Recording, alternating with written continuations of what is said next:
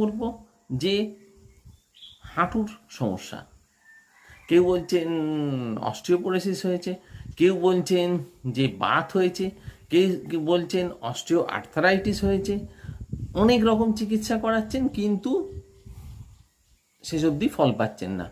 Reiki শিখুন বা সেই চিকিৎসাটা আমাদের দিয়ে করান, দেখবেন সম্পূর্ণরূপে সমস্যার সমাধান হবে।